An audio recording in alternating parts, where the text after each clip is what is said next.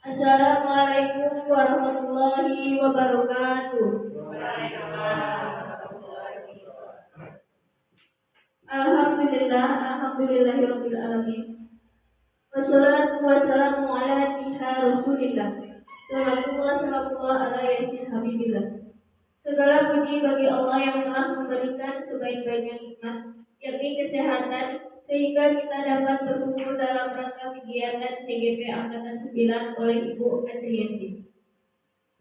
Kemudian, salawat dan doa kita sampaikan atau kita limpahkan selalu kepada uswatul hasanah kita, yakni Nabi Muhammad SAW.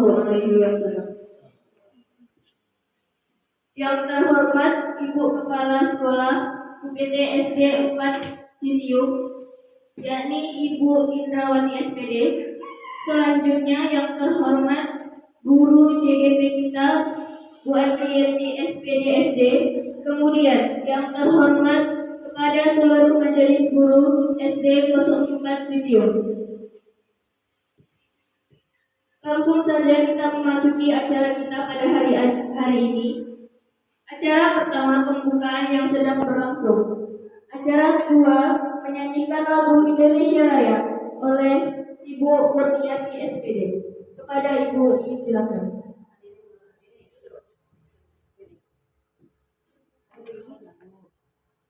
Hadirin mohon berdiri.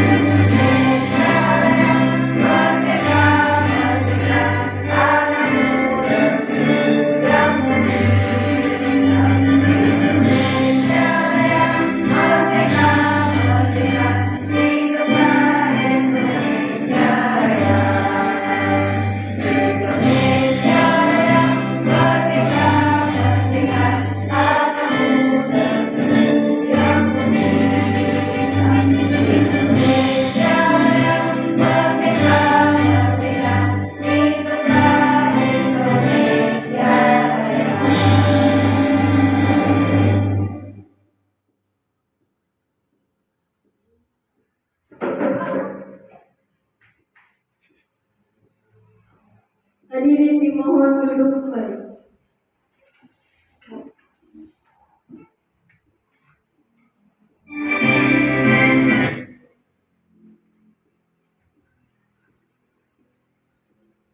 Acara selanjutnya, kata sambutan dari kepala sekolah kita kepada Ibu Indrawati SPD disilakan.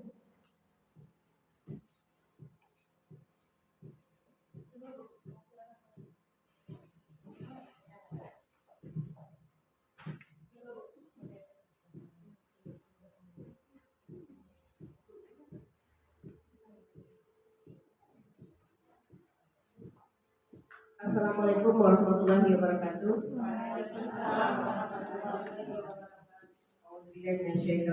Bismillahirrahmanirrahim. Alhamdulillah, alhamdulillahirabbil alamin. Bihuda wa hidayah, yuzhiru ala kulli wa qafal izina. Asyhadu an la ilaha illallah wa asyhadu anna Muhammadar Rasulullah la nabiyya ba'da. Pertama sekali mari kita bersyukur kepada Allah Subhanahu wa taala karena berkat dan limpahan rahmatnya pada kesempatan ini kita telah dapat berkumpul di ruangan kita ini dalam rangka aksi nyata modul 14 dari calon CDP kita yaitu Ibu Andriyanti. Dan selawat beserta salam tidak lupa pula kita hadiahkan kepada junjungan kita yakni Nabi besar Muhammad sallallahu alaihi wasallam dengan ucapan Allahumma shalli ala sayyidina Muhammad wa ala ali sayyidina Muhammad. Yang sama-sama kita hormati Ibu CDP kita Ibu Andriyanti, kemudian kepada Bapak dan Ibu Majelis Guru ini ya merupakan lanjutan pendampingan bagi calon guru penggerak yang mana pada kesempatan ini yaitu pada aksi nyata modul 1.4 yaitu mengenai budaya positif. Jadi pada kesempatan ini saya mengucapkan terima kasih banyak kepada Bapak dan Ibu yang sudah memberikan dukungan kepada Ibu CGP kita ya, karena apa? Untuk membentuk dalam suatu tim itu kita harus saling sokong menyokong atau saling mendukung. Jadi pada kesempatan ini karena Ibu Andriyanti yang baru satu calon CGP ya, maka dari itu saya meminta kepada Bapak dan Ibu untuk nanti kalau apapun kegiatannya nanti sampai selesai nanti pendampingan bagi Ibu Andriyanti, saya memohon kepada Bapak dan Ibu tetap memberikan umpan balik yang positif, ikut memberikan partisipasinya ya, memberikan dukungannya kepada Ibu ya. Itu harapan saya. Mudah-mudahan beliau nanti bisa sampai ke pendampingan terakhir nanti dengan nilai atau hasil yang baik. Jadi nanti bukan lagi CGP nanti, tetapi sudah menjadi guru penggerak yang berasal dari SD Negeri 4 Sidium. Mungkin cuma itu, nanti banyak panjang lebarnya nanti akan disampaikan oleh Bu Ye, karena ini merupakan aksi nyata beliau yang akan disampaikan kepada kita bersama. Kita ikuti dengan baik. Jadi saya sudahi dengan wabillahi taufiq wal hidayah. Wassalamualaikum warahmatullahi wabarakatuh. Waalaikumsalam.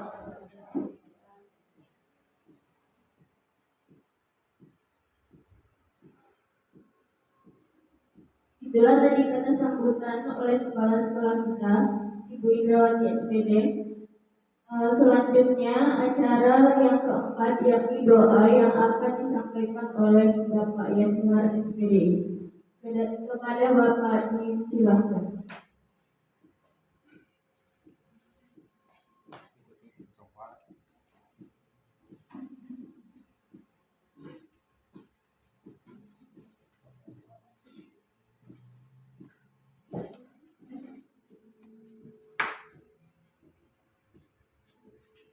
Assalamualaikum warahmatullahi wabarakatuh.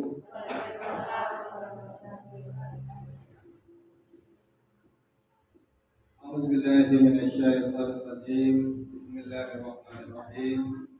Alhamdulillahirabbil alamin. Wassalatu wassalamu ala asyrofil anbiya'i wal mursalin wa ala alihi wa sahbihi ajma'in. Allahumma shalli wa sallim ala sayyidina Muhammadin wa ala alihi wa sahbihi wa sallim. La ilaha illa huwal alimul karim.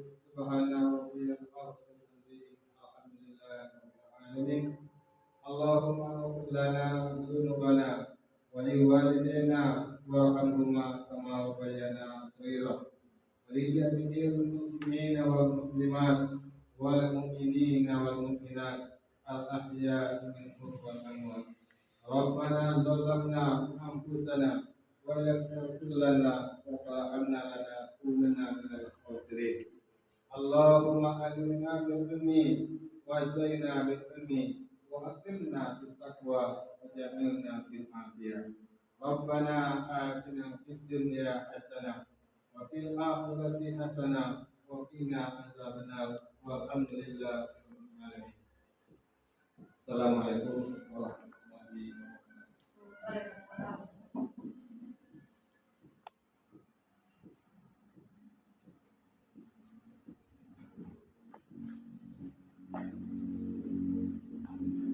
Itulah tadi penyampaian doa dari Bapak Kesma SPDI, semoga dengan doa yang telah disampaikan hendaknya acara kita ke depannya lebih lancar lagi.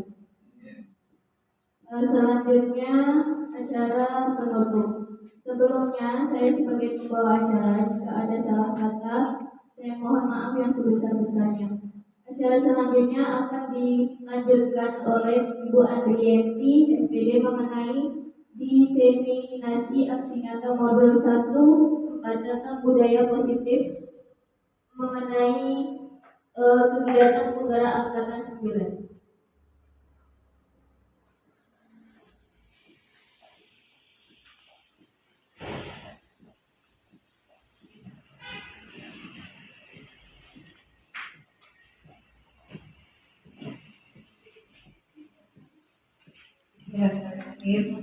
Assalamualaikum warahmatullahi wabarakatuh. Alhamdulillah wassalatu wassalamu ala asyrofil anbiya'i wal mursalin wa ala alihi wa sahbihi rasulillahi ajma'in. Yang sama-sama kita hormati Ibu Kepala UTP SD Negeri Pastiung, yang saya hormati Bapak Ibu Majelis Guru Pastiung sudah berkenan hadir dalam ruangan ini dalam rangka kegiatan aksi nyata saya selaku DPP Angkatan 9, yaitu tentang diseminasi budaya positif dalam modul 1.4. Sebelumnya marilah kita selalu bersyukur kepada Allah Subhanahu wa taala karena dengan segala rahmatnya dan segala nikmatnya juga sehingga acara kita ini bisa terlaksana hingga nanti mudah-mudahan sampai akhir berjalan lancar dan kemudian salawat dan salam tidak lupa selalu kita sampaikan kepada junjungan kita yakni Nabi Muhammad Sallallahu Alaihi Wasallam, karena dengan selalu bersalawatlah kita berharap kiranya yang mendapat manfaat dari beliau. Baik Bapak Ibu, sebelum saya melanjutkan tentang materi budaya positif di sekolah, pertama sekali saya mengucapkan terima kasih yang tidak terhingga kepada Ibu Kepala Sekolah dan juga rekan-rekan semuanya yang sudah bersedia memberikan dukungan kepada saya selaku CGP di UPTS Depan Pastiung, baik itu dukungan tenaganya maupun moralnya maupun waktunya dengan segala aktivitas saya sebagai CGP. Selama ini saya merasa sudah didukung dengan sangat baik. Jadi kalau dibandingkan mungkin dengan tempat lain ada CGP yang mungkin kesulitan untuk menggerakkan sekolahnya atau mungkin meminta sokongan dari rekan-rekan, alhamdulillah di sini saya tidak merasakannya. Saya merasa berterima kasih atas semua yang sudah Bapak Ibu lakukan kepada saya. Nah, baiklah, dengan tidak memanjang-manjangkan waktu dan pembukaan, kita lanjut saja. Bapak Ibu, dalam aksi nyata modul saya yang di 1.4 ini itu tentang budaya positif perlu kiranya disampaikan kepada kita yang ada di UPT SD 4 ini. Kenapa? Karena yang namanya guru penggerak Bapak Ibu, walaupun hanya satu orang yang jadi guru penggerak di sekolah tersebut, otomatis sekolahnya memang harus bergerak pula. Jadi mau tidak mau ya kita bergerak bersama. Tidak mungkin hanya sekolah itu bisa berkembang dan baik hanya oleh satu orang saja. Tidak mungkin hanya oleh kepala sekolahnya saja, tidak mungkin hanya satu guru saja, pasti butuh kerjasama yang solid dan kita semua. Nah, oleh karena itu aksi nyata ini memang ditekankan salah satunya agar ke depan sebuah sekolah itu bisa lebih baik dari yang sebelumnya.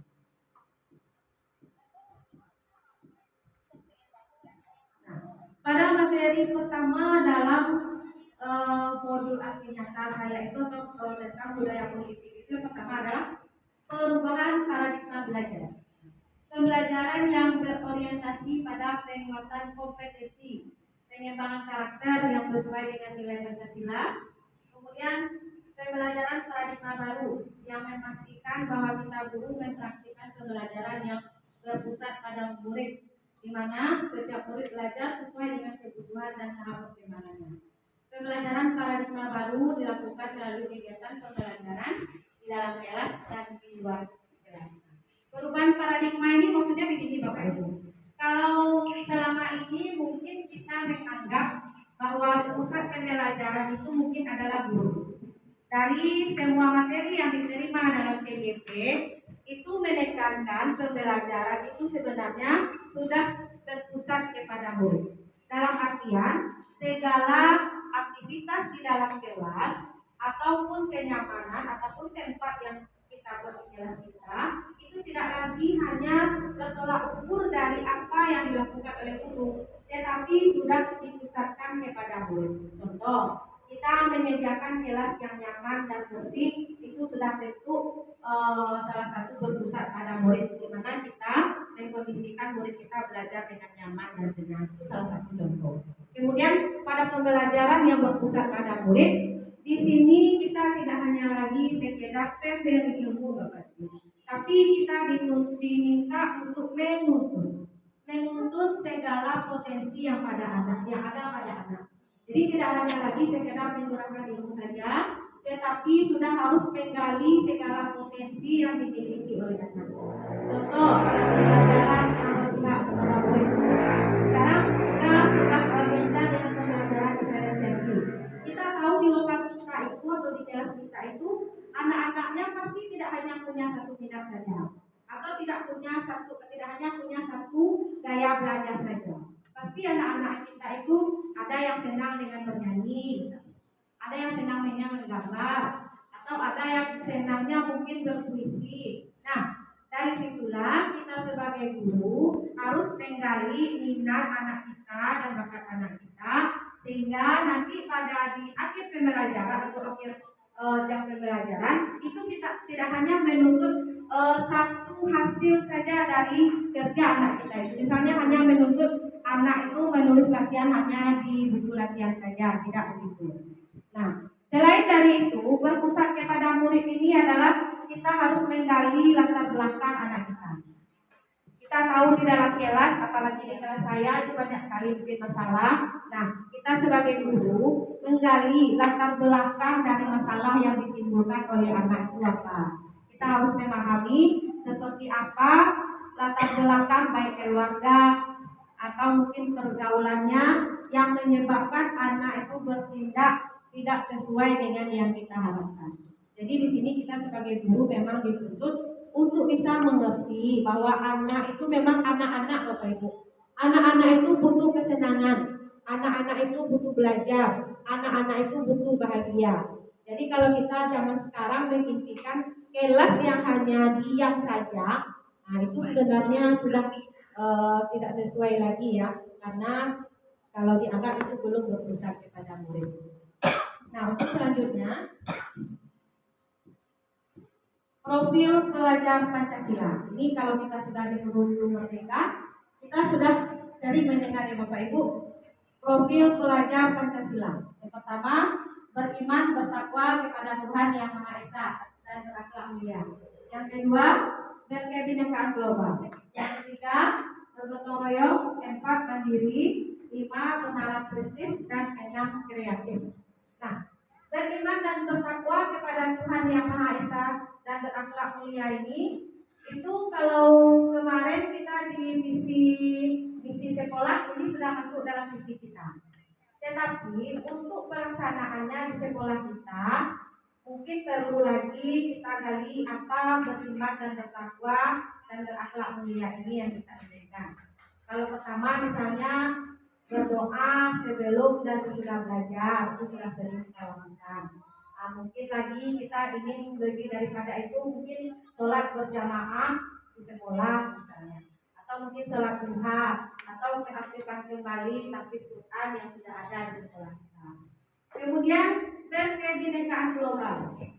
Berkebinekaan global ini kata-kata yang kompleks, tapi pengertiannya agak susah dijabarkan Bapak.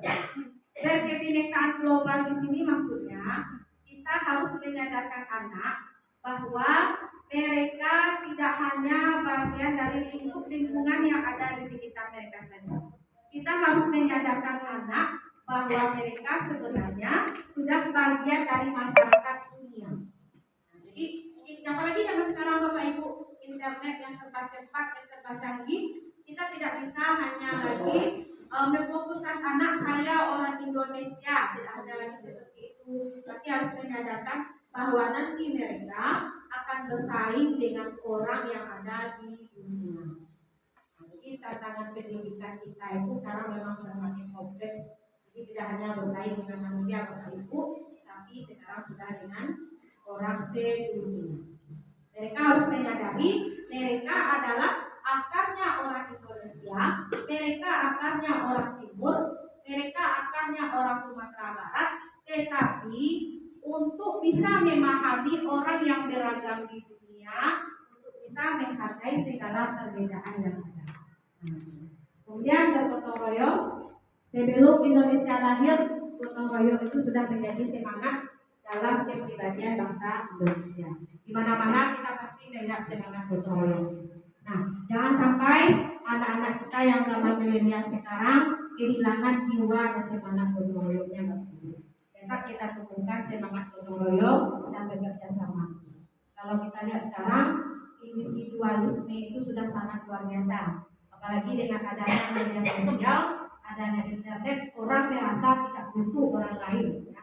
Mereka merasa bisa melakukan sendiri tanpa bantuan orang lain. Sebenarnya gotong royong itu adalah hakikinya manusia sebagai makhluk sosial yang tidak bisa dipisahkan.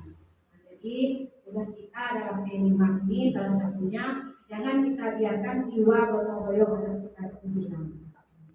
Kemudian mandiri di sini bukan hanya sekedar mengurus diri mereka sendiri, mulai dari bangun tidur sampai mereka datang ke sekolah, bukan hanya itu Bapak Ibu. Termasuk mandiri dalam mengumpulkan tugas mereka. Ya, mandiri yang tanpa diaba-aba, yang tanpa dikomandoi, mereka mengerti bahwa segala tanggung jawab itu memang harus mereka lakukan. Nah, kemudian bernalar kritis, ini yang juga terasa sulit dengan anak-anak kita yang sudah terbiasa manja, nalar kritisnya kurang berjalan, ya, karena terbiasa ditunjukkan dari A, B, C, D, E, ya, untuk menganalisa, untuk berpikir kritis itu juga sudah semakin menurun. Nah, itu tantangan kita sebagai pendidik di zaman sekarang. Kemudian kreatif. Kalau untuk kreativitas, mungkin anak-anak kita zaman sekarang sudah sangat bagus ya Bapak Ibu. Tergantung kita sebagai guru lagi kreatifnya itu mau kita bawa kemana.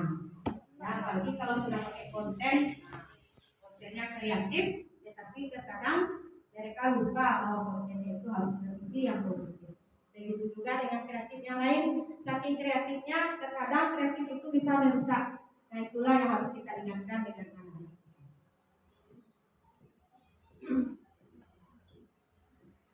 Nah, kemudian disiplin positif, ya. Disiplin positif merupakan satu cara menerapkan disiplin tanpa kekerasan dan ancaman, yang dalam praktiknya melibatkan komunikasi tentang perilaku yang efektif antara guru dan murid. Dalam menerapkan disiplin positif ini, anak diajarkan untuk memahami konsekuensi dari perilaku mereka.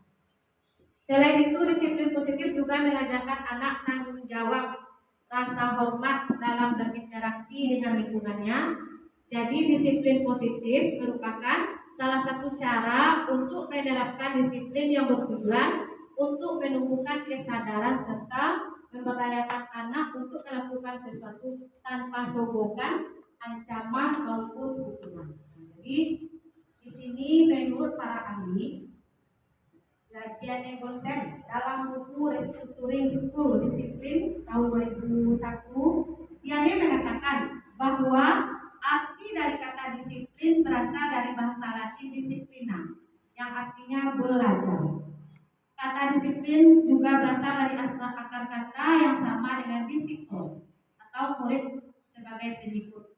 Untuk menjadi seorang murid atau pengikut, seseorang harus paham betul alasan mengapa mereka mengikuti suatu aliran atau ajaran tersebut, sehingga motivasi yang terbangun adalah motivasi intrinsik bukan ekstrinsik. Nah, jadi disiplin itu terkadang kita banyak salah kaprah Bapak Ibu. Kita menyebutkan disiplin itu adalah sesuatu kalau kita tidak melaksanakannya maka akan ada ancaman, maka akan ada hukuman, maka akan ada sesuatu konsekuensi yang diterima. Di sini berdasarkan DNA Borsen, disiplin itu ternyata ada belajar anak menyadari bahwa apa yang mereka lakukan itu memang bermanfaat atau berguna bagi mereka. Misal, belajar saja misalnya dulu. Apa gunanya mereka belajar? Misalnya materi yang kita terangkan, materi IPA misalnya tentang magnet ya. Apa gunanya anak itu belajar tentang materi magnet? Nah, itu terkadang sering lupa kita menyadarkan secara intrinsik. Intrinsik itu artinya motivasi yang ada dari diri siswa sendiri. Bukan karena kita ancam, ya kamu nanti kalau tidak belajar, misalnya kamu tidak boleh lagi ikut kuliah. Itu adalah salah satu berupa ancaman. Kalau hanya yang berupa ancaman, hukuman atau hadiah, kalau kamu rajin belajar, nanti ibu beri hadiah. Nah, itu namanya motivasi ekstrinsik, Bapak Ibu. Itu tidak akan bertahan lama. Kalau ekstrinsiknya hilang, anak itu akan kembali lagi ke sifat awalnya, ke sifat dasarnya. Nah, jadi yang sebaiknya adalah kita menimbulkan kesadaran, ya kesadaran yang tumbuh benar-benar dari dalam jiwa anak ini. Kemudian bagaimana cara untuk menerapkan disiplin positif di sekolah? Yang pertama, membuat aturan atau kesepakatan bersama. Kalau dalam kelas kita namanya keyakinan kelas. Kalau di sekolah namanya keyakinan sekolah. Nah, kemudian yang paling sulit itu adalah tetapkan konsekuensinya. Nah, kalau ada misalnya terjadi kelalaian, apa konsekuensi yang akan diterima. Kemudian berikan pujian.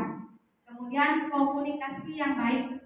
Nah, kemudian jadi contoh yang baik. Nah, untuk membuat aturan dan kesepakatan bersama ini Bapak Ibu, itu sekarang tidak hanya dari satu sisi saja, atau tidak dari satu sumber saja, atau tidak dari satu kesepakatan saja, tetapi melibatkan semua warga sekolah, termasuk keyakinan kelas yang kita buat dalam kelas. Itu kita seharusnya bertanya dulu dengan siswa. Selama belajar di kelas 5 misalnya, apa keyakinan kelas yang bisa kita sepakati? Nah, misalnya di sini mematuhi aturan, atau bertanggung jawab, ya, atau disiplin misalnya, atau menjaga kebersihan. Nah, itu dilaksanakan bersama-sama baik oleh guru maupun siswa. Begitu juga di sekolah, kesepakatan itu dibuat bersama. Yang bukan aturan lagi misalnya tidak datang terlambat, nah, seperti itu Bapak Ibu. Tapi misalnya diubah menjadi kalimat yang lebih positif, mentaati aturan atau bersedia mentaati aturan. Untuk membentuk kesepakatan sekolah itu tidak mungkin kita mengundang semua siswa itu, tetapi mungkin nanti ada perwakilan. Nah, begitu juga dengan orang tua, tidak mungkin diundang semua orang tua, tetapi diminta nanti misalnya perwakilannya lagi. Misalnya dari komite, nah, kalau dari kelas mungkin diminta perwakilan perangkat kelas. Nah, jadi ada unsur-unsur di dalamnya dari sekolah, siswa dan juga orang tua. Kemudian memberikan pujian. Ya, kalau pujian ini siapa saja pasti senang dipuji Bapak Ibu. Saya sendiri juga sangat senang dipuji. Walaupun pujian itu mungkin hanya verbal ya, tapi pasti wajah orang dipuji pasti beda. Itu juga dengan anak kita. Ya, jadi pujian jangan terlalu pelit dengan puji. Kemudian komunikasi yang baik. Seperti yang sudah dulu saya ceritakan juga, ternyata guru SD itu kalau dipikir-pikir memiliki ikatan emosional yang lebih dalam daripada guru SMP dan guru. Ya, jadi memang kesempatan kita sebagai guru menjalin komunikasi yang baik sehingga anak itu memang merasa bahwa kita adalah orang tua mereka di sekolah. Walaupun marah seperti apapun marahnya kita Bapak Ibu, kalau sudah tamat anak itu bertemu dengan kita di jalan pasti lebih condong mereka menyapa guru SD-nya. Kenapa? Karena kita setahun di kelas yang sama Bapak Ibu, setahun bertemu dengan siswa yang sama. Nah, jadi apalagi mereka dalam masa-masa yang memang butuh kasih sayang, ya, jadi kesempatan kita sebagai guru SD untuk untuk menjalin komunikasi yang baik. Kalau komunikasinya baik, apapun permasalahan oleh anak itu, mereka tidak enggan menceritakannya kepada kita. Tapi kalau kita membuat dinding atau jarak dengan anak tersebut, anak akan malas mengatakan apa yang sebenarnya mereka rasakan. Kemudian menjadi contoh yang baik. Walau seperti apapun peraturan itu dibuat Bapak Ibu, seperti apapun keyakinan yang kita buat, kalau kita sebagai guru memang tidak mencontohkan hal baik, maka percayalah semua itu hanyalah omong saja, enak omong doang atau hanya omong kosong. Jadi sebagai guru memanglah di depan anak-anak kita, baik di sekolah maupun keseharian, kita sebagai guru ini sepertinya predikat yang melekat sepanjang hayat Bapak Ibu. Sudah pensiun pun kita jadi guru, masih guru juga kita dipanggil oleh orang. Nah, jadi kalau bagaimanapun guru itu zaman sekarang walaupun di internet dan sebagainya kurang dihargai dan sebagainya, tapi walau bagaimanapun yang namanya guru tetaplah guru. Bahkan sampai mereka meninggal mereka tetap akan menjadi guru. Maka ketika yang di tetap saja dipanggil guru. Jadi guru itu sekali mereka seumur hidup akan bisa hilang dari hidup. Jadi guru adalah adik buku dari guru. Bagaimanapun tak akan pernah bisa kita berbuat sesuka hati selagi kita diberi jabatan yang disebut dengan guru. Seterusnya motivasi perilaku manusia. Nah, seperti yang Dede Bonsen sebutkan dalam disiplin, ya. Ada 3 motivasi perilaku manusia itu berbeda. Ya. Yang pertama untuk menghindari ketidaknyamanan atau hukuman. Nah itu namanya motivasi ekstrinsik. Kemudian untuk mendapatkan imbalan atau penghargaan dari orang lain juga masih motivasi ekstrinsik. Yang ketiga untuk menjadi orang yang mereka inginkan dan menghargai diri sendiri dengan nilai-nilai yang mereka percaya. Nah, itulah motivasi yang ada dari dalam diri atau disebut dengan motivasi intrinsik. Yang 2 di atas itu Bapak Ibu, ya, suatu saat kalau tidak dilakukan lagi maka itu akan hilang motivasi untuk berperilaku lebih baik. Nah, mudah-mudahan anak-anak kita bisa kita timbulkan motivasi intrinsik dari dalam diri mereka. Contohnya yang seperti tadi, apa gunanya kamu belajar? Ya, apa gunanya kamu selalu berpakaian rapi? Bukan dengan hanya mengancam kalau kamu tidak berpakaian rapi maka ini. Nah, itu namanya masih ekstrinsik. Yang susah itu adalah menimbulkan motivasi dari dalam diri sendiri. Selanjutnya kebutuhan dasar manusia. Ini tidak hanya anak buah kita, tapi kita sebagai guru juga merasakan 5 kebutuhan dasar itu. Ini adalah kebutuhan dasar yang harus kita penuhi dari anak-anak didik kita. Apalagi kita yang ada di sekolah dasar Bapak Ibu. Yang pertama kebutuhan bertahan hidup. Nah, itu termasuk makan, minum, pakaian, dan kebutuhan lain-lainnya. Kadang kita akan melihat saat belajar lebih sibuk, ya, terbang dia ke kantin, ya. Alasannya apa? Lapar Bu, ya, haus Bu. Terkadang memang benar-benar lapar, terkadang benar-benar haus, tapi terkadang hanya cari alasan begitu. Nah, itulah guru dituntut untuk bijak menentukan apakah yang mereka lakukan itu memang kebutuhan bertahan hidupnya atau hanya sekedar alasan saja. Kalau memang itu kebutuhan bertahan hidupnya, tentu kita harus lebih bijak menyikapi segala yang dilakukan oleh guru. Kadang memang mereka adalah lapar Bapak Ibu. Dan saja kalau lapar kan tidak konsentrasi belajar. Nah, salah satunya tentu kalau tidak ingin anak keluar, kita bisa menyarankan mereka bawa makanan atau bekal dalam gelas nanti dimakan pada jam tertentu. Nah, itu salah satu pemenuhan kebutuhan bertahan hidup dari anak-anak kita. Yang kedua, kasih sayang dan rasa diterima atau kebutuhan untuk diterima. Ya, seperti tadi, kasih sayang itu baik orang dewasa, orang kecil, anak bayi dan sebagainya pasti butuh kasih sayang. Kalau kasih sayang itu sudah berkurang, anak itu akan menjadi orang yang mencari perhatian Bapak Ibu. Karena memang kurang kasih sayang, baik dia di rumah ataupun ataupun dengan teman-temannya akan berimbas di sekolah anak-anak kita yang kekurangan kasih sayang. Kalau boleh kita telisik lagi, anak-anak yang banyak berbuat masalah di sekolah itu pastilah anak-anak yang kurang kasih sayang di rumahnya Bapak Ibu. Pasti anak-anak yang kurang perhatian dari orang tuanya, atau mungkin tidak punya orang tua, atau mungkin tinggal dengan neneknya. Nah, karena apa? Ada kebutuhan dasarnya yang tidak terpenuhi.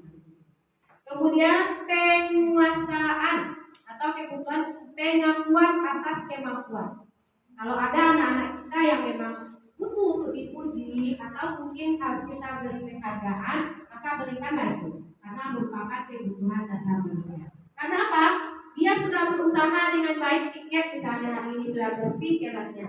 Tidak kita berikan sedikit pujian, cuma aja tiket saya nggak ada dipuji. Sebenarnya itu memang kebutuhan dasar manusia. Karena bukan hanya anak-anak, kita juga orang dewasa membutuhkan sebuah penguasaan atau kemampuan tersebut. Kemudian kebebasan atau kebutuhan akan pilihan. Ya, siapapun orangnya merupakan orang-orang yang butuh kebebasan. Begitu juga dalam pembelajaran Bapak Ibu. Ya, seperti yang disebutkan tadi, sekarang itu kita dituntut untuk bisa melakukan pembelajaran diferensiasi, memberikan kebebasan kepada anak untuk melakukan, untuk menghasilkan karya yang sesuai dengan minat dan bakat mereka. Jadi sebenarnya mudah-mudahan saya juga akan berusaha untuk menerapkan pembelajaran dan diferensiasi di dalam kelas. Kemudian kebebasan dalam menentukan aturan yang ingin mereka buat. Nah, salah satunya adalah keinginan kelas. Kemudian kesenangan, kebutuhan untuk merasa senang. Kita lihat anak kita dalam kelas sedang asik belajar, mereka buat pesawat kertas. Enak, mereka buat kacamata dari kertas atau ketawa hahaha dengan temannya. Kalau tidak sadari itu memang kebutuhan dasar manusia.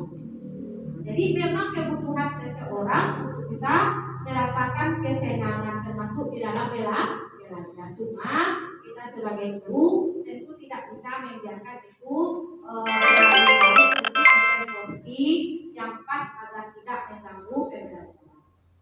Selanjutnya posisi kontrol restitusi. Nah, ini yang sudah saya coba praktekkan kemarin Bapak Ibu pada siswa yang bermasalah. Kita sebagai guru berposisi di 5 posisi kontrol. Ya. Yang pertama penghukum. Saya sendiri mengakui sebelum ikut TGP itu saya ada di posisi penghukum Bapak Ibu. Contoh, kalau tidak buat PR, silakan buat di luar atau bersihkan WC misalnya. Nah, itu termasuk posisi penghukum dengan salah satu ciri-cirinya adalah memberikan hukuman tanpa menerima alasan. Nah, itu salah satunya ada guru di posisi penghukum.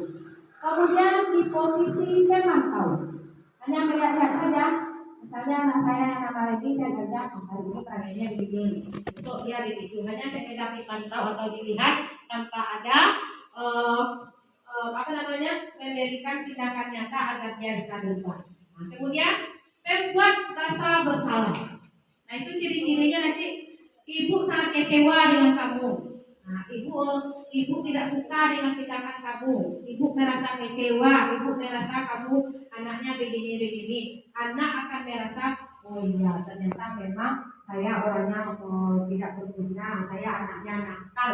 Nah, itu ya akan merasa pesimis dalam jiwa anak kita kalau kita sering mengeluarkan kata-kata yang bisa membuat anak itu merasa down. Nah, jadi sebenarnya saya juga melakukan ini Bapak Ibu. Ya 1, 2, 3 banyak sedikit pasti saya lakukan sebagai guru. Kemudian yang keempat teman. Ya apalagi yang di kelas ini kelas 5, 6 ya SD kita bertindak sebagai teman. Sekarang bergurau itu pun anak tidak lagi menghormati kita sebagai guru karena merasa kita ini hanya aku lah ibu. Nah, jadi itu sebenarnya sudah salah satu bukti kita berteman dengan anak. Tetapi kekurangannya itu tadi, kalau sudah lepas kontrol berteman itu kita kurang dihargai oleh murid. Jadi saya juga sering seperti itu, apalagi waktu kelas 6 ya, jadi berada di posisi teman. Nah, kemudian yang kelima yang jarang kita lakukan atau mungkin saya baru melakukan ya, itu ada di posisi manajer. Nah, manajer itu di segi 3 restitusi Bapak Ibu. Di sana ada 3 tindakan yang kita lakukan sebelum kita menjudge atau menghakimi anak dengan suatu masalah yang mereka temukan. Yang pertama, memvalidasi masalah namanya. Memvalidasi itu meyakinkan apakah salah itu memang dia yang melakukannya. Mengapa dia melakukan salah tersebut? Yang misalnya pada anak yang tidak membuat PR. Kemarin kamu tidak membuat PR kan? Ya Bu, katanya kan. Apa alasannya kamu tidak membuat PR? Saya kemarin masih main HP Bu, sampai saya ketiduran, saya ngantuk Bu. Nah, kemudian masuk ke tindakan kedua, mengembalikan keyakinan diri anak. Ya, pada keyakinan diri, ya Ibu tahu main HP itu memang menyenangkan. Itu keyakinan pertama. Tetapi apakah yang kamu lakukan itu sudah sesuai dengan peraturan atau dengan keyakinan kelas yang kita buat? Nanti anak akan menjawab, belum Ibu. Ya, kalau begitu apa keyakinan kelas yang sudah kamu langgar? Mungkin di sana anak menjawab bertanggung jawab Bu. Nah, setelah itu baru kita masuk kepada restitusi yang ketiga. Ya, di sini nampak.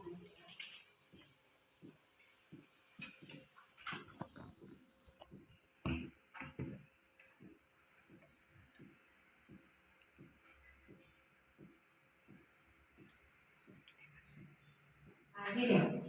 Nah, ciri-ciri restitusi yang membuat kestabilan. Nah, ini contoh-contoh dari kalimatnya. Menstabilkan identitas ya. Berbuat salah itu tidak apa-apa ya, berbuat salah, Ibu tahu kamu salah, Ibu juga pernah berbuat salah, tetapi ya, tidak ada manusia yang sempurna. Kemudian Ibu, kalau anak itu misalnya ada 2 orang yang sedang melakukan suatu kesalahan, itu bisa kita katakan Ibu tidak tertarik mencari siapa yang salah, tapi Bapak atau Ibu ingin mencari solusi dari permasalahan tersebut. Nah, itu salah satu contoh kalimat yang ada dalam segitiga restitusi. Kemudian validasi yang terakhir tadi adalah memvalidasi tindakan yang salah. Ya, kita yakinkan anak bahwa kamu mungkin bisa lagi melakukan yang lebih buruk dari ini, atau bisa melakukan yang lebih baik lagi daripada ini. Nah, kemudian kita harus meyakinkan anak, mungkin kamu patut bangga pada diri kamu sendiri dengan apa yang telah kamu lakukan. Kemudian kamu boleh mempertahankan sikap itu, tapi kamu harus menambahkan sikap yang baru. Nah, sikap yang baru inilah yang harus kita gali lagi dari anak. Nah, yang menanyakan keyakinan, ya. Ketika identitas sukses telah tercapai dari 1, 2, 3 tadi, baru kita masuk ke restitusi yang ketiga. Apa nilai-nilai umum yang telah kita sepakati? Nah, mungkin anak menyatakan nanti kita menyepakati Bu bahwa kita harus mengerjakan PR misalnya. Di sana anak akan merasa dia sudah melakukan atau melanggar keyakinan kelasnya dengan tidak membuat PR tadi. Ya. Kemudian di situ kita meyakinkan anak lagi, kita yakinkan anak bahwa di masa depan dia bisa, sampai kapan kamu tidak mau membuat PR ini, ya? Apakah kamu akan terus seperti ini? Salah satu contoh kalimat yang bisa kita gunakan. Kemudian tidak Bu, itu anak menjawab tidak Bu. Nah, sampai kapan? Ya, sampai kapan kamu akan terus seperti ini, tidak mau berubah sikap? Di situ sebenarnya anak sudah menyadari bahwa mereka sudah melakukan kesalahan. Nah, jadi yang seperti kita sebutkan di yang di 5 posisi kontrol tadi, sebenarnya kita sering melakukan hanya sebagai penghukum. Ya, tidak mau tahu dengan segala kesalahan, kita hanya bisa memberikan hukuman saja kepada anak. Tetapi sikap yang diminta kita sebagai guru adalah sebagai manajer atau manajer yang bisa menanyakan menggali lagi di mana alasan-alasan dari anak kita melakukan kesalahan. Jadi saya sebagai guru saat ini, apalagi di kelas saya sedang berusaha Bapak Ibu menerapkan segitiga distribusi ini. Apalagi Bapak Ibu tahu bagaimana keadaan dari kelas yang saya ampu ya, dengan segala anak-anaknya dengan tingkah lakunya yang luar biasa. Kemudian ciri-ciri dari segitiga distribusi itu yang pertama, bukan untuk menebus kesalahan, namun belajar dari kesalahan. Bukan menebus kesalahan, contohnya begini, kalau kamu tidak membuat PR, ya, nanti kamu kumpulkan PR-nya, misalnya ditambah lagi PR-nya, bukan seperti itu Bapak Ibu. Namun kita menyadarkan, menggali lagi motivasi intrinsiknya untuk menekankan bahwa PR itu penting bagi anak kita. Kemudian memperbaiki hubungan. Setelah anak itu kita gali masalahnya, anak pasti merasa jelek jiwanya kan, pasti merasa down atau bagaimana namanya, awak dimarahi oleh ibu. Itu ada kalau kita orang Minang apa namanya, bucin yang tuangnya dimarahi oleh gurunya. Jadi ada tindakan kita untuk kembali memperbaiki hubungan dengan murid tersebut karena sudah kita marahi misalnya. Harus kita kembalikan lagi kepercayaan anak kepada kita bahwa apa yang kita lakukan kepada mereka itu sebenarnya untuk kebaikan mereka. Kemudian memberikan tawaran bukan paksaan. Pada tidak membuat PR tadi misalnya, sekarang karena kamu tidak membuat PR, ya, apa solusi yang bisa kamu berikan agar di masa mendatang kamu mau mengerjakan PR misalnya. Jadi kita harus mendengarkan tawaran, kita memberikan tawaran kepada anak kita. Kemudian menuntut untuk melihat ke dalam diri. Nah itu tadi memunculkan motivasi intrinsik anak-anak kita. Ya.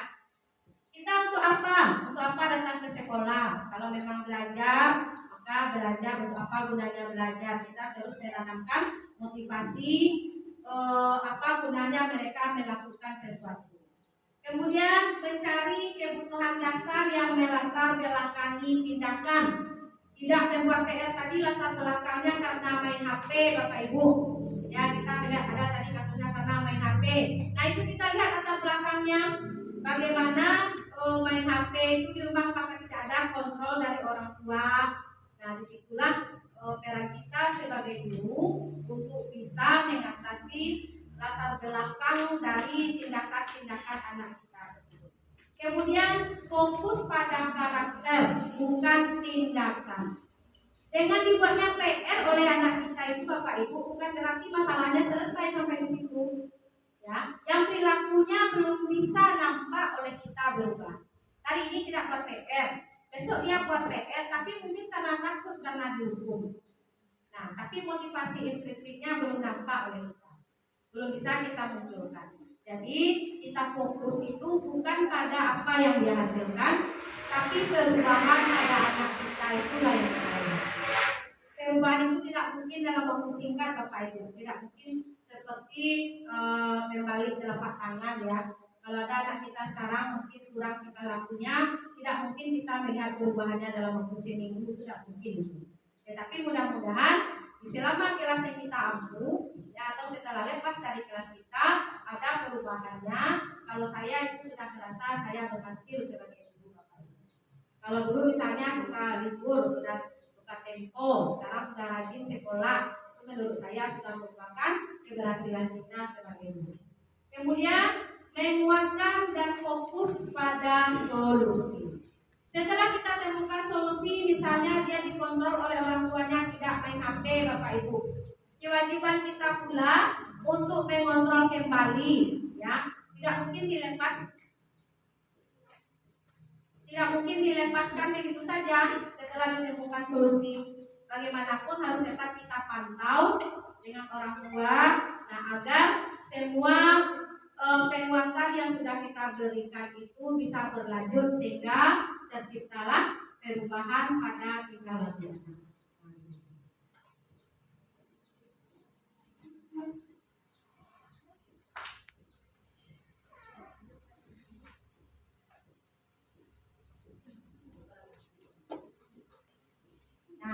Jadi Bapak Ibu, mungkin itulah tadi disiplin positif yang bisa saya sampaikan, budaya positif di sekolah yang bisa saya sampaikan.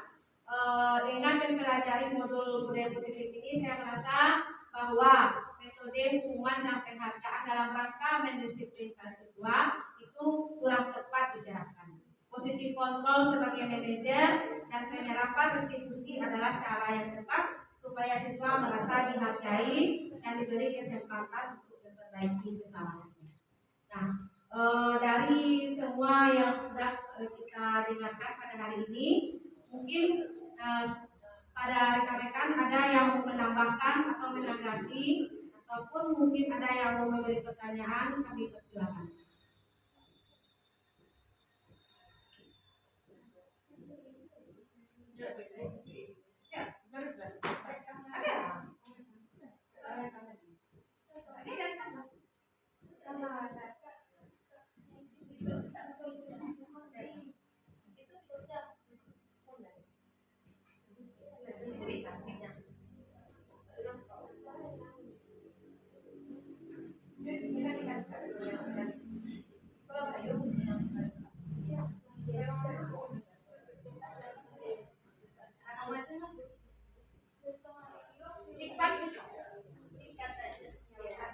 Telah memberikan kesempatan kepada saya untuk mungkin menanggapi dari penyampaian mengenai budaya positif yang diterapkan di sekolah atau dalam pelajaran.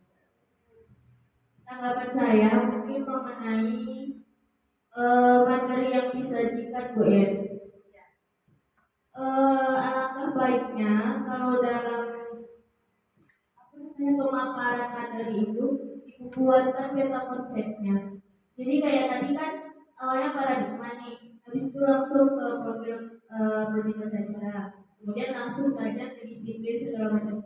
Jadi kalau saya pribadi mungkin kurang ngerti gitu kaitannya gimana, makanya mungkin alangkah baiknya dibuatkan bagan atau peta konsepnya terlebih dahulu. Terima kasih, mungkin itu penyampaian masukan untuk Bu Iin ke depannya. Saya kembalikan kepada Bu Iin.